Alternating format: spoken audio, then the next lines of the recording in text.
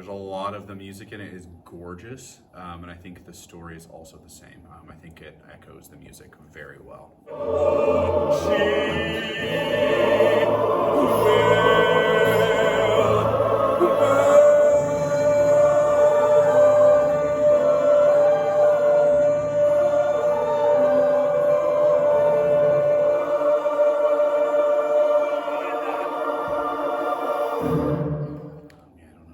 I think that there's so much like thematic richness in the text and in the story, and there's so much that you can get from watching it that maybe you just need to rewatch it, get a few extra nights of tickets.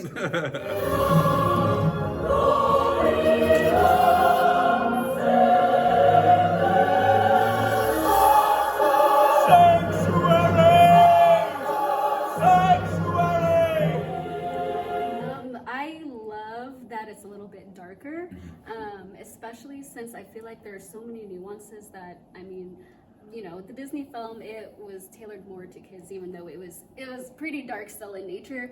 But I think with the combination of the music from the film, the new music that was, you know, added for the stage show, and the story that more closely follows the books, I think it all together is just a really, really beautiful show.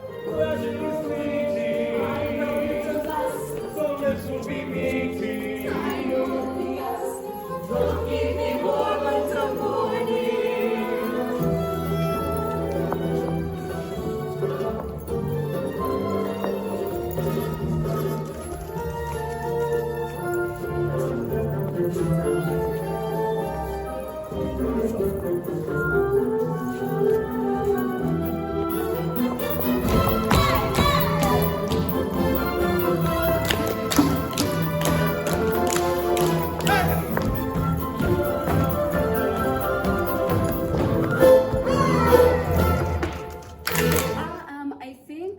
I think it's kind of an honor because even though Esmeralda's not, you know, a Disney princess, I think she is probably one of the most strongest and kind-hearted female protagonists with Disney. That I think a lot of, especially young girls, you know, she's a role model for them.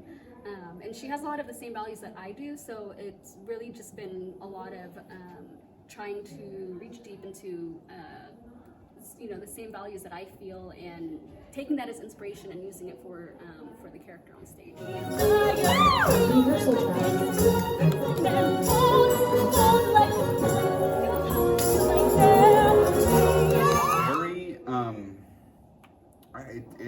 It's very similarly to Pauline. There's a lot that I can relate to in the character, and a lot that I think is important that is being said about the character, like with the character. And it is a very emotionally heavy thing for me to portray, but it's definitely something that it really lets me get a lot of stuff out, and it's really, really, I don't know, it's very enriching to play this character, to play Quasimodo. I loved my brother. I tried to teach him. You teach him? Yes! As I tried to teach you, but he was wicked. He was weak. No! You are the weak one. You are the wicked one. You know, I will say, for me, it's actually a little harder to relate to. He's a very complex person. He's actually my favorite Disney villain. So one of my dream roles to actually play on stage. But I think he's a very complex character. And I mean, being... Obviously, he is a villain, though. So I think it's a little hard to step into. I have to have my moments backstage where no one talks to me. I need a moment to kind of, you know, there are some tough scenes that that are important to the show, and I think that further the plot and also further the story and the beauty of it. Because I think that without a little bit of darkness, you can have a little bit of light as well, right? Hellfire, heaven's light. But I think that Frollo is... He's a tough cookie to crumble. He's just looking for love, right, at the root of his thing. Clearly going about it the most wrong way possible, but I do think that is all that he's craving and needing. Yeah, be it from Quasimodo, be it from Esmeralda, even from Phoebus for a time.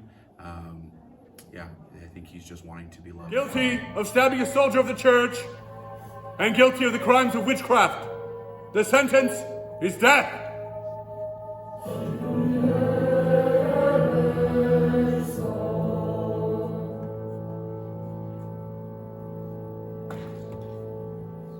give you this one opportunity to recant and save yourself.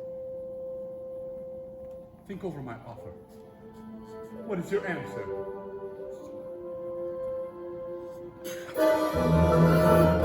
Well, I mean, I can only speak for myself, but being an immigrant that has lived in Cameron for most of my life, there are a lot of things to relate to.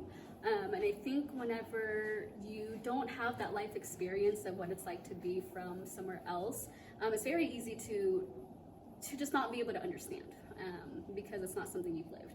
So having that experience of kind of being like the other and growing up with, you know, some of the questions or comments that people have made because I, you know, wasn't born here, I look different. English was not my first language. I think there's a lot that people can learn from this show, and I really hope that when people come to see it, no matter what their current mindset is, there's something that they can take away from it and just be able to keep those things in mind, especially in, you know, such a small town as ours that doesn't have as much diversity. Right. Completely echo that. Yeah, very well said. You know, being a white dude in Cameron, Missouri, growing up here, it's a little different of a life, but I think this shines a little bit, and you can step into the shoes a little bit of some of the you know, marginalized groups and people that have been through some pretty hard times that we probably want to understand. So I don't have anything to add. I was just saying. Probably said it all. And one more question, which is, you know, you guys are working with a lot of younger actors, a lot of actors you'd worked with before, especially recently, you know, but what's it been like working with this entire cast? This is a major production here. There's a lot that goes into it. What's it been like just putting this together? A lot. It's a tough show. It's definitely like a more of a new age type of show. There's a lot of moving pieces at any given moment in any scene. I'm a narrator at some point. Sometimes I don't play as Frollo. I introduce myself as Frollo in the beginning, but then I have some lines that I say as to keep the story moving and the plot going.